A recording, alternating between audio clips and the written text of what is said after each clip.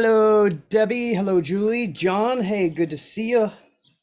Thank you, everybody. Vicky, thank you for joining. As usual, we'll be getting started pretty soon. Hey, Linda, Rich, good to see you. Thanks for that connection, Rich. Appreciate it. I'm trying. Angela, thank you as well. What up, Mom? Who else we got here? Reba as well. Thank you. I am trying to figure out some ways to maybe get these bad boys to start having some CPE credits in the near future. So there may be a part of that journey coming soon. It'd be kind of cool. We'll be getting started here in just a moment.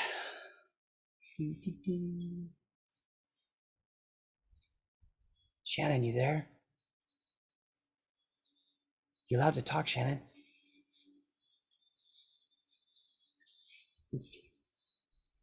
All right. I hope everybody's ready for some fun payroll stuff. We've got the ERTC. I'm here. Sorry, I was helping Jamie get set up. I'm getting a twofer today. Right? Yes. All right.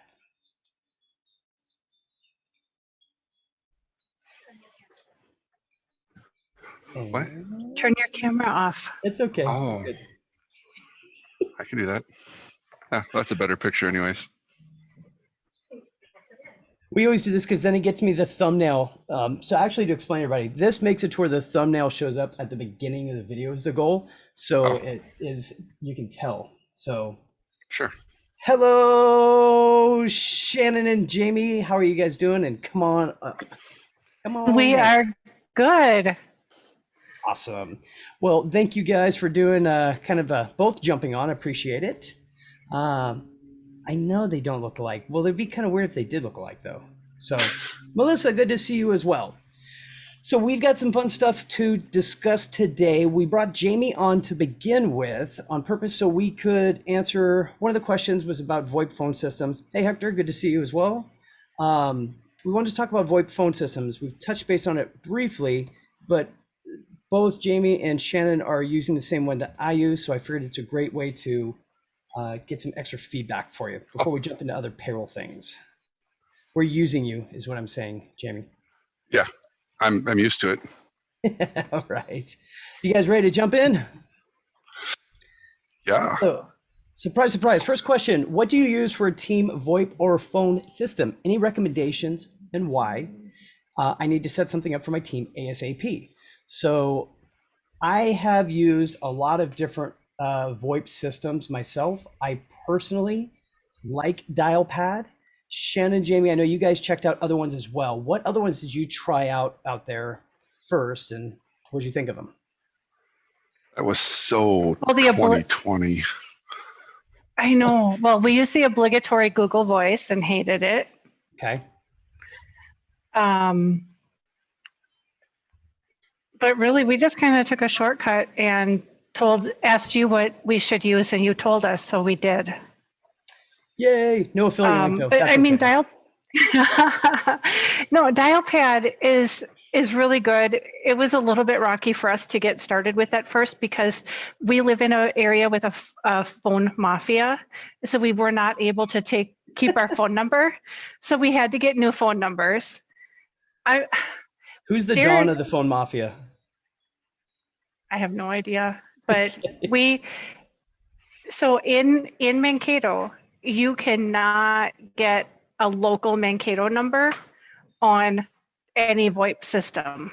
And I thought we would be okay because we were taking a cell phone number, but it was still a cell phone number that was to Mankato. Yeah. So you can port over. There's a lot of cool features that you can do with the system itself, which is kind of why I like it. I've been using Dialpad for probably over 3 years now, I would say. It's set up to where I can have a primary business line, and then each person who's using it on our team has an individual line as well. You can do the whole decision tree where, press 1 to go to Matthew Fulton, press 2 to go to Mary. If you want, you can set up all types of different. You can actually set up extensions to just be like information as well if you wanted to. You can have an 800 number, you can have a fax number on there, all pulled in, pay a little extra for some of those features. But you can also do stuff like when you're trying to use it from your phone, I'm sorry, you can use it from phone, from your computer. You can have a desktop phone also. And then Shannon, Jamie, do you guys ever use like the analytics that come from it as well? Probably not as much as we should, but yeah, I do keep an eye on that. Shannon actually doesn't get any emails from it. Matter of fact, we have her banned from all phone calls coming in. They all get screened through us. So that was the other thing that we really liked with Dialpad, is just to keep her on her island and working. Smart. So we could do that. So for us, the automated portion, I know that there's another one we were checking out, and the name escapes me at this point. That was, basically that full automated tree, and that was something that we were not looking for. We actually wanted to have someone physically answer the phone, a real voice, a real person. So that's one of the other decisions we made for going to Dialpad as well. One of the things I like is you can set up office hours. So if you want during hours, you can have the system automatically go to an assistant, like everything would go to Mary for us, or after hours, you can set up to go to an unintended agent, that kind of thing, different voicemails, so forth. I also wanted to try to show my phone here real quick. I'm going to pop in and try to give everybody an idea of like what this will look like from your mobile device. So I'm on my iPhone. I've got my different messages, everything else showing up. I can go to different contacts. We have different directories set up, different departments and such. As I'm making phone calls through here, you can obviously search for a name, pull it all up if I needed to. Really the biggest thing I love about this more than anything else is probably my text messaging capabilities that you can use. So let's see here. When you send text messages back and forth, or you can receive text messages, all the information shows up right there. It's all stored into like searchable, I guess is probably the better way for me to say it. And you can actually come back, pull it up very easily. I'll show you more in here. So if I come in now, I should be showing my desktop, I hope, right? And You are. I've got it set up at the moment where if I come through here, I get a phone call from somebody. So let's see if I can pull somebody up here. I'll just pull up Donnie. He's always good about it. And any images, people can send me images. They can send me text messages. All of this stuff becomes fully searchable. So historically wise, I can also go through with the analytics, track how much time I've been on everything.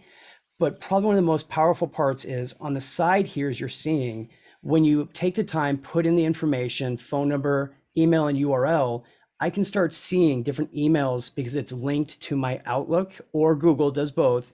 And it shows me any recent communication. So when a person calls, oh, did you get my email? Boom, boom. And it can be right there, which is awesome.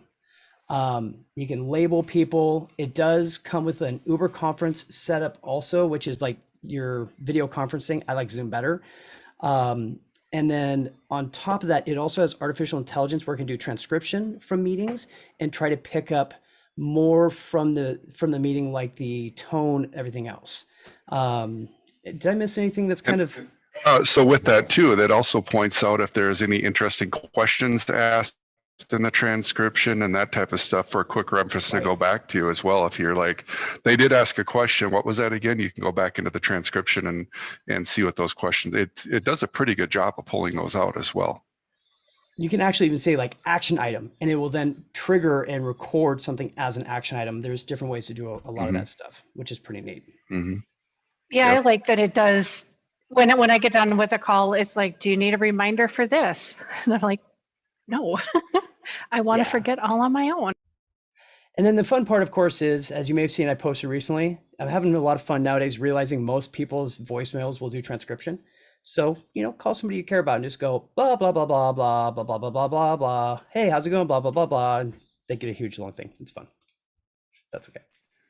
So that sounds so Matthew. It sounds so me, doesn't it?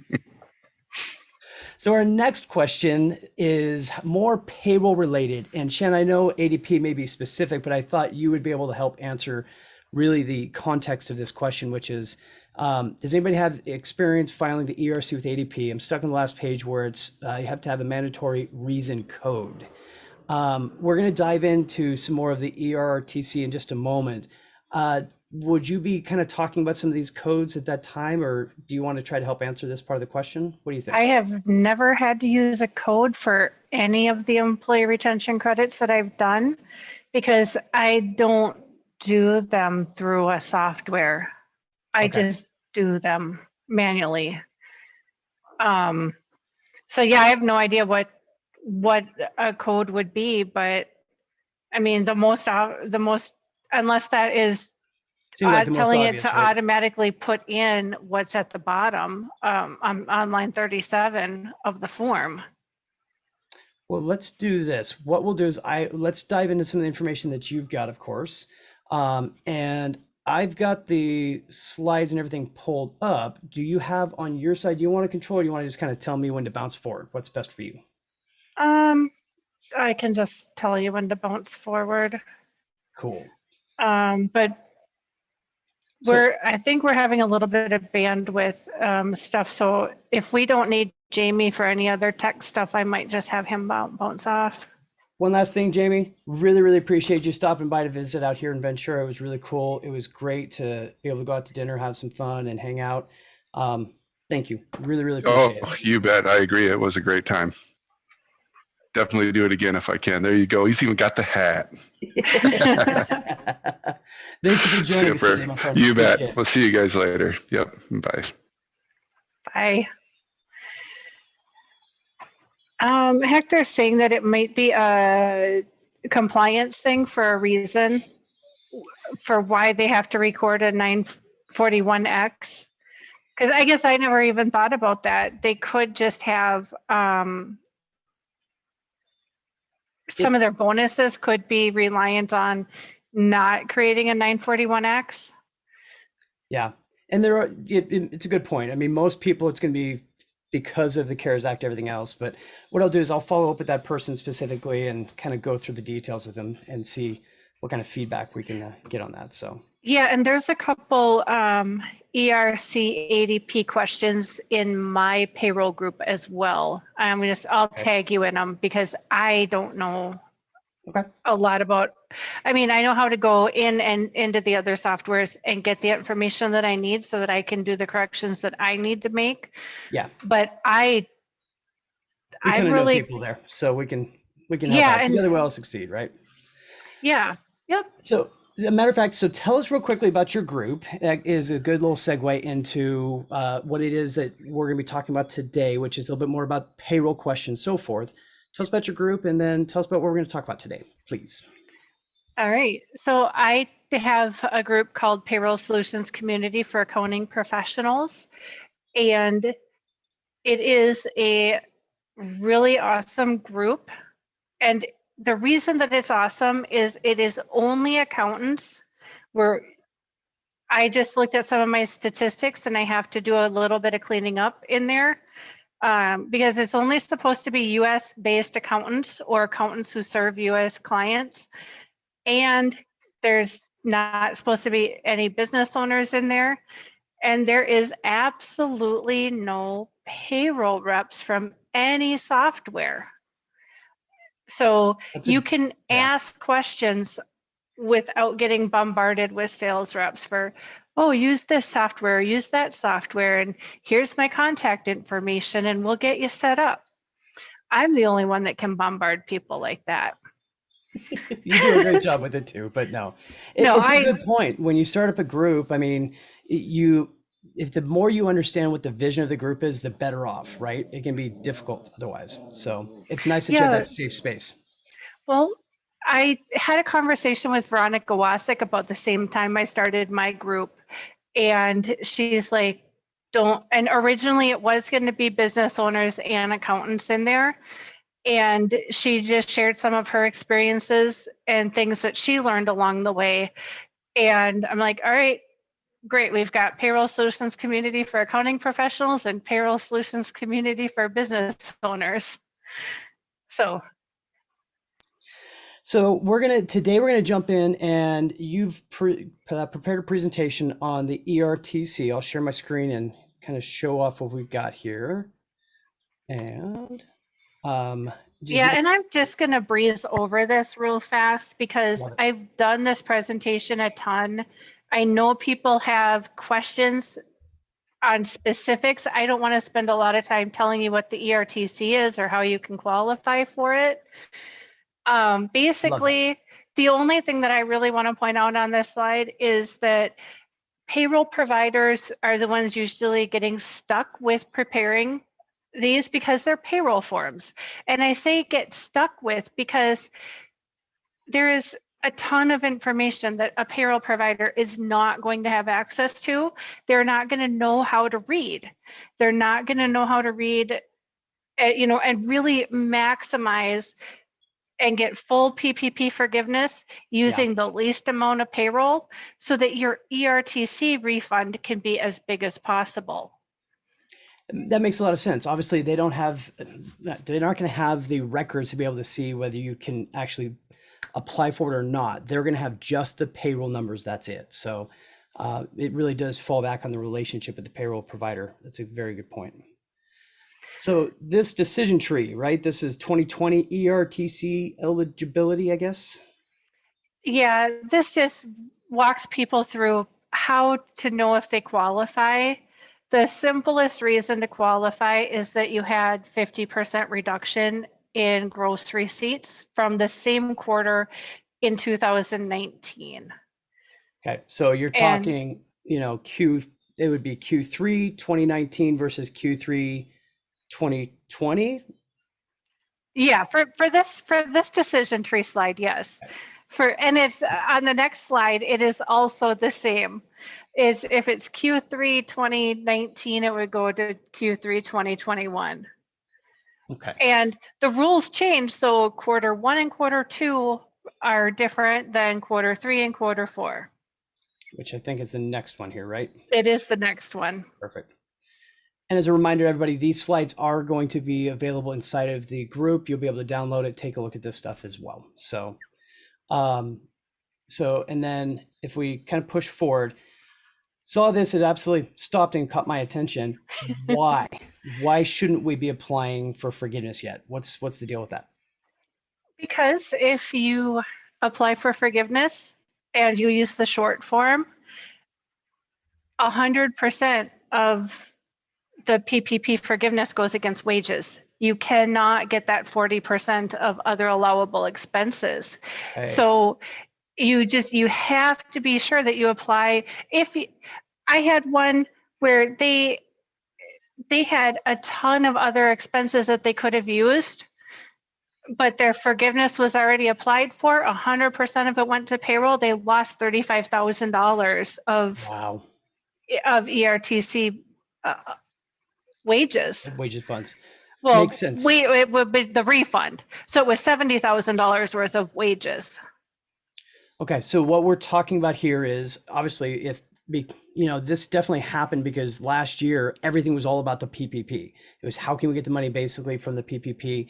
Then because ERTC was kind of a secondary thought until they started to make changes after the fact, right? So if you did the short form, which means you were 150,000 or less in total PPP loan capabilities, right? What you're saying is if you use the short form, they would have considered everything was payroll, where really you could have still had 15, 20,000, maybe it was your rent, your mortgage interest, maybe it was utilities, all of that stuff. So you would want to take basically, if you could, 60% for payroll only, 40% of the other stuff, as long as it still was all matched for forgiveness, because that extra 40% would get you credits back on the ERTC to really optimize it the best way possible. Yep.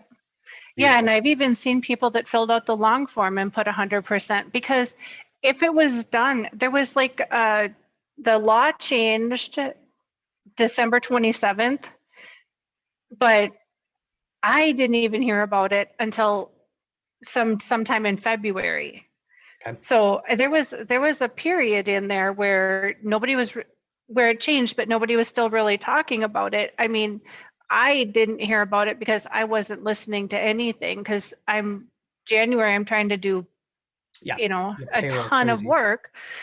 And because we have to reconcile all the payroll returns and get everything out. And So there was a lot of time, a lot of people that filled it out, and before December 27th, there was zero reason to put anything other than 100% payroll on the return, on the forgiveness application.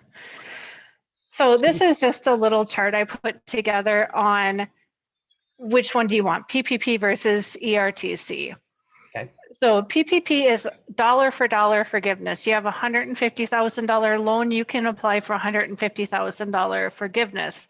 You have $150,000 worth of qualified wages on the employee retention credit. In 2020, you could get 75,000, and I'm not fast enough with the math, but in 2021, you get 70% of the wages back as a credit. Okay. So let's just say you had $100,000 of qualified wages in 2021. You have 70,000 of credit that you could get, and you know there are the maximums is $10,000 per person per year for 2020 and per quarter for 2021. And Now, owners and their relatives are not eligible. I don't care what anybody else tells you. The way, if you go back and you read the actual wording that is very ambiguous, if anybody owns 50% or more of the company, or are related to 50% or more. So if a husband and wife have a partnership, they own 100% of the company. So now that means if it's family, so if you had 3 owners, I'm sorry, make it easy, 2 owners, 50% each, not married, not related, 2 different people, you are not allowed to use either person's families at all. So no siblings, no spouses, brothers, uncles, nieces, nephews, grandchildren, aunts, uncles. What about nephews twice removed? Nope. Just kidding. They've removed them twice for a reason. There we go. Okay. It'd be harder to prove it. Okay. And then so list of documents that would be required for this. This is not a complete list of what I require when I do an employee retention credit. No, Debbie, moms are not, they are considered relatives, so you would not be eligible. Thanks for trying though, Mom. I appreciate it. See, she's always got my back. I love it. Okay, so other ones here, payroll summary by employee, quarterly payroll returns, of course, we'd expect that, the 941s. We need the 941 to see if what other credits that you had, if you had FFCRA, sick or family leave, or any of the other credits. This is an older one, so it's not the right one to show, but just as an example, right? So you've got to have these documents so you know what needs to be excluded or not is what you're talking about, right? Yeah, because people could take the R&D credit. Good point. Which I didn't know anything about until you and I did that one training sometime at the very beginning. Yeah, I will freely admit that I read the 941 to put the information in that I need to put in, and I've never had anybody ask about the R&D credit before. So until you and I were talking about it, I thought it was new, but I've looked at a lot of other 941s and they're on all of them. You know, another one, a little bit of a side tangent, but directly related in finding ways to get money into the business for, you know, the business owners would be the WOTC, the Work Occupation Tax Credit, I think is what it is. That's a big program that's been extended to 2025, that if you're bringing people back on, if you're bringing veterans on, but it's not just veterans, it's people that have been on long-term unemployment, which I was told was equivalent of 26 weeks. Okay, I was close. Yep. 6 months, 26 weeks. It's the same thing. And as well as seasonal summer help, you can get a tax credit for bringing these people back on that can help the business owners. I don't have much more detail to give than that, but hopefully I'm putting a bug in the ear, and you know, it could result into more money for people, of course. Yeah, and I don't do the WOTC credits, but I do know quite a few people who do, so you can reach out if you're interested in learning more about it. Money, money, money. And so then other documents here, the original, okay, PPP1, details listing the expenses, blank full form forgiveness application. What else we got? A box. If you've already, And I like the last one, a box of tissues when you realize how much money you left on the table. That's really nice. I Love it.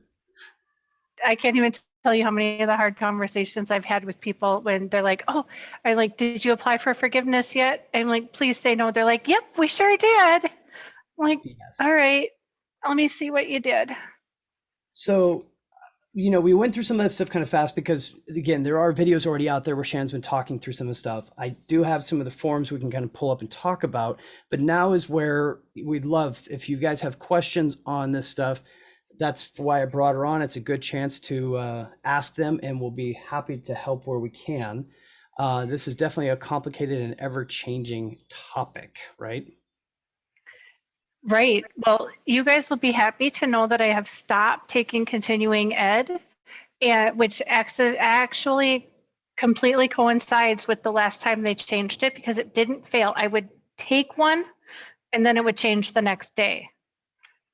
So I will stop taking continuing ed on and learning more about all the changes that happened in this, just for you guys, so that they don't change again. Oh, I see. But I'm like, wait a second, I'm confused here. So you're saying it was your fault they kept changing it? I took one on. It's how we felt last year at the PPP, right, Hector? Yeah, I took one on March 10th. It changed on March 11th. I took one on April 1st. It changed April 2nd. Yeah. Yes. So I'm going to pull up and share the 941X also as we wait to see if people have specific questions they want to be asking. You can kind of talk through some of this stuff as well if you'd like. Because this is basically what everything comes down to, right? Is this one major form? So actually, first question we've got here is, can you clarify what years and quarters where the PPP and the ERTC are allowed? And I believe they're asking at the same time, consecutively, right? Well, the PPP, I think the first people wanted in early May, but the employee retention credit is, you can get it for part of quarter one, but not all of it. You're eligible for it any payday between May, and I was trying not to say May because I always do it. I always say the wrong one. February time or March. Oh, March. Got it. So March 13th to March 31st, you can get employee retention credit for payrolls made during that time. It is not, because payroll is based on pay date and nothing else. So the pay period doesn't matter. But if it has to be made, and we got lucky from March 13th was a Friday. So some people if they got paid weekly, they had 3 weeks that they were eligible for. And you're talking about 2020 at this time, is that correct? Yeah, 2020. Thank you. Okay. And so all 4 quarters with pay dates between March 13th and December 31st for 2020, you just can't take the same wages for PPP and employee retention credit. So that's why maximizing it is so important. So what I'll do is I try to take the owner wages first if I can, because people got PPP, owners got paid. If owners got paid in a separate payroll from the rest of the employees, and it's actually fairly common where owners will get paid on a different pay schedule than the employees. And I'll usually try and figure out a way to get the owner's payroll maximize first, and at the same time maximize the people that capped out at the 10,000, so that if there were employees with less pay, that we can, I don't know. So what I'm It's a hearing whole from it, complicated thing that I do. yeah, And I have a really awesome spreadsheet that Jamie created for me, because he is good at that, and I just told him what it needed to do. And there was a lot of looks of disbelief that he would give me, and he's like, that's really hard. I'm like, I still need it to do that. Please Yeah. make it happen. That's Excel. So what I think I heard from what you're talking about is if we've got PPP funds and the ERTC capability, we know that ERTC is not going to work for owners or their family members. So if we used PPP funds first for owners and family members, trying to use up as much of the PPP there as we can, and please be careful the words I'm using. I mean it ethically, honestly, in the right way, okay? Those funds, then that means you'd have the remaining payroll wages. You get a better chance of having some remaining payroll wages for other employees that you'd be able to use the credits for the ERTC, because it's a maximum of, for 2020, it was a maximum of $10,000 of wages per employee, to which you would get $5,000 tax credit. And that was for the whole year. Now for 2021, still a maximum of 10,000 wages per quarter, with a $7,000 credit. So that would mean, if you, in a situation like you had PPP round one, then you ended up getting you could use ERTC, and then could you do PPP second draw still, right? No problem. And Yeah. So what I'm saying is that once you start the clock on the coverage period, it has to go, and it has to be at least 8 weeks.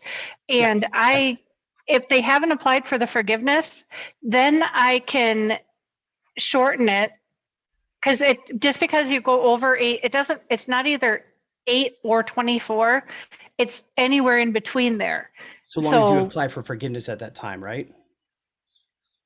No, I think you on can. that. I think they changed that, where you can apply for forgiveness later than the end. Because I've done some where we've cut off at in late July or October, because they hadn't applied for forgiveness yet. And I don't understand all of how PPP works. I really actively avoided learning about it after March and April of last year. It changed way too much. And I had other things that I was thinking about and learning. So I will tell everybody, I actively avoided learning about PPP because I got burned out on it.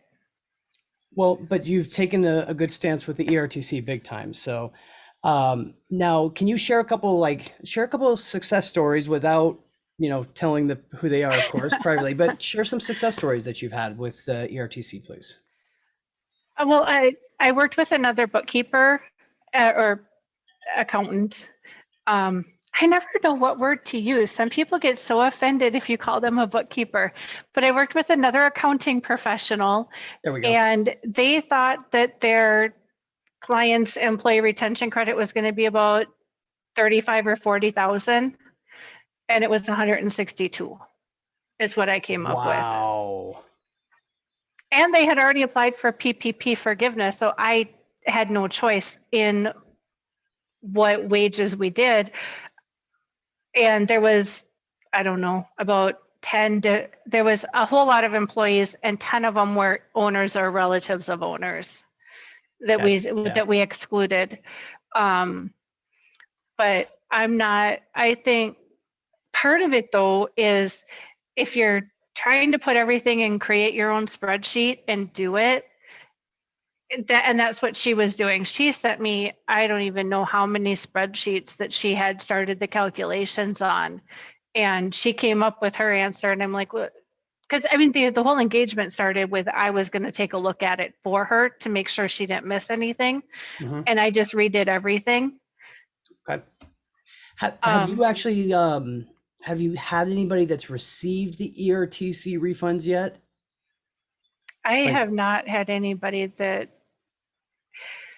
they're too busy printing money for other things at the moment. We may they, have to wait a little while. well, that and So their printers are out of ink because it's somebody forgot to order it.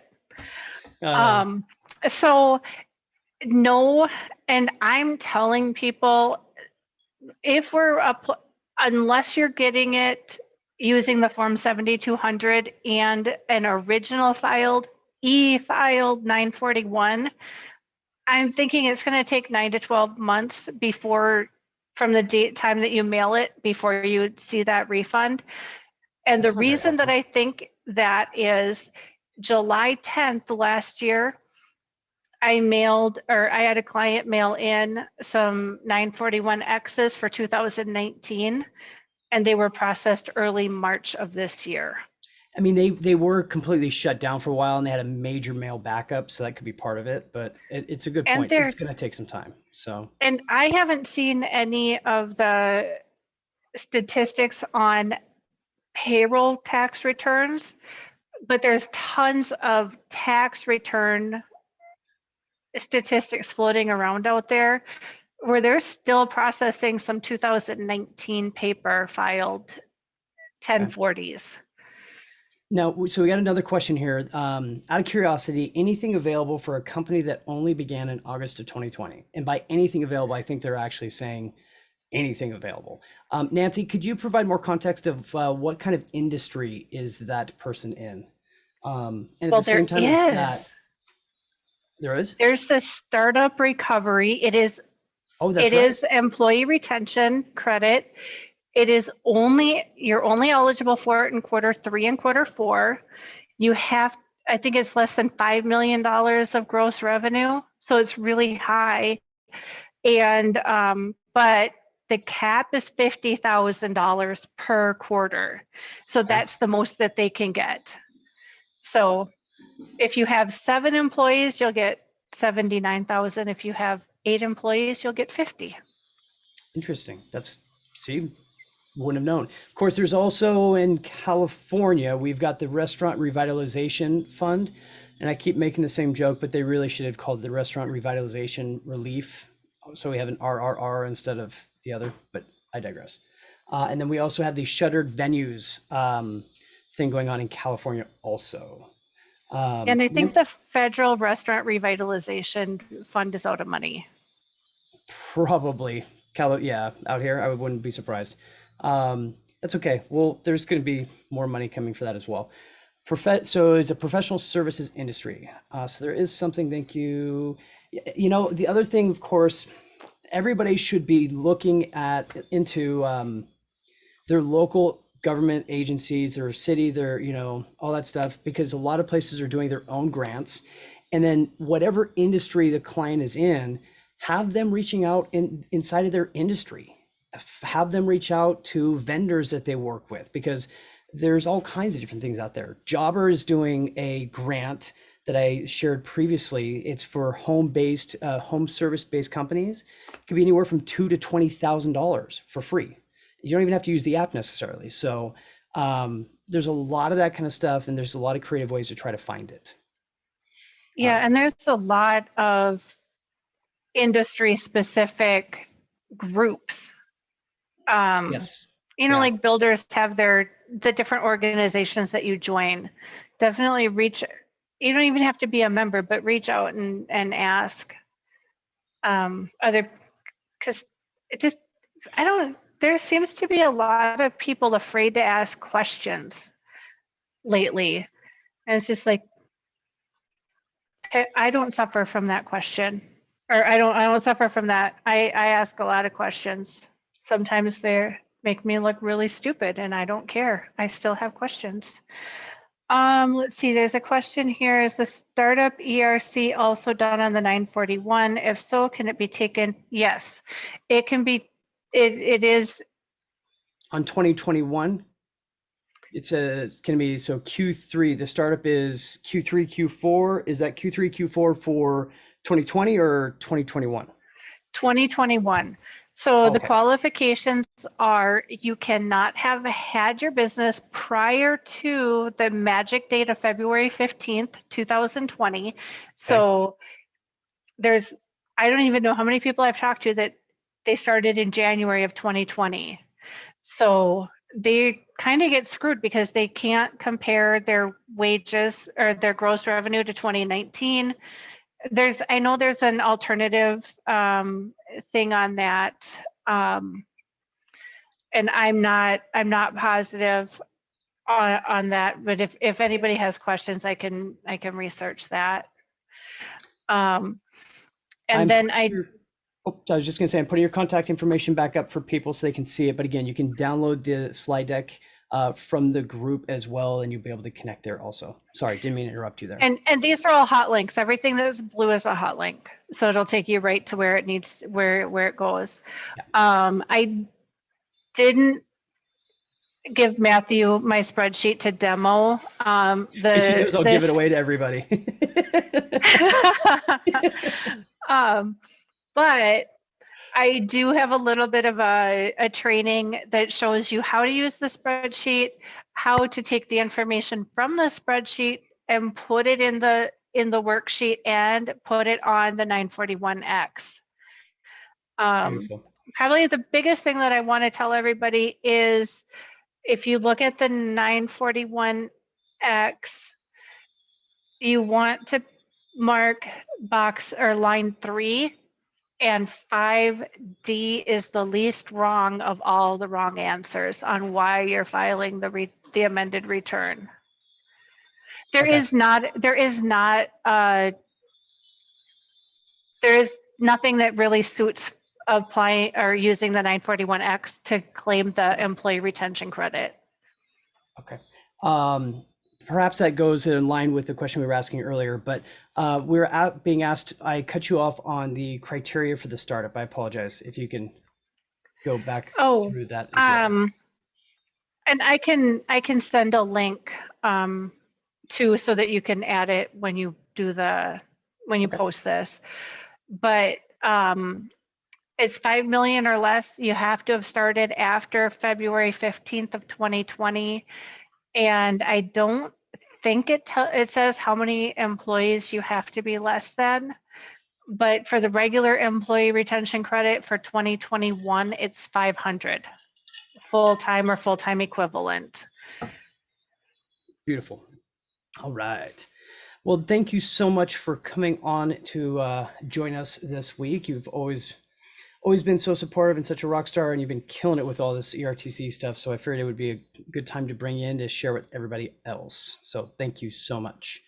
Oh, you're welcome. Thank you for having me. Of course. Now, coming up for next week, we're actually going to have next week, Chris Farrell is going to join me from Lisio, and we're not going to be talking about Lisio itself, but this guy is a super, super, super smart guy. If you've had the chance to talk with him, you probably love him already. So I definitely recommend tuning in. It's gonna be a great conversation. I also would like to share some other events that people have coming up as well. We've got, of course, every Thursday, you guys know we're doing this QB Community Live. So bringing on different guest hosts each week. Matter of fact, I always like to say, if you have interest of being a guest host and you have a topic you'd like to cover, reach out. I'll get you guys the link to where there's a form to fill out, and happy to do that, of course. My good friend Seth, I think he's getting close to, I think he's got 2 more weeks left of his course regarding Lisio that you can check out. It's on Fridays, Friday morning. Then we've got Woodard Group. These 2 superstars are going to be on next Thursday, basically starting at 3:30. So right when we're finishing up, they'll be getting started next Thursday. And then the Woodard Group from South Oregon has something coming up Wednesday, June 9th, where they're going to be doing a demo with Plate IQ. And most important, what I also wanted to show, in our group, I've been working to put together, I kind of made a mention of it, but a calendar of upcoming events. If you go to QB Community Live, I'm actually looking for somebody to help me test to make sure it's working as great as we'd like it to. I'm creating a calendar this site does work. It's just my web is being weird. Making a calendar that everybody can put their different events on and be able to show it each week as to what's going on, trying to automate some of that process. So anybody who is interested in promoting events they've got coming up, more than happy to help do that with everybody as well. So any last words or thoughts for the day? Janet? I don't really have anything else to add, but if anybody has questions, I can stay here for at least 5 more minutes and answer them. Any last questions for everybody? Awesome. Let's see if we got over here. Cindy and was saying great information today in Facebook. Stacy actually mentioned earlier, we got 2 year for the price of 1. I love it. So next time you better come out to visit as well. So that was the original plan, and then we were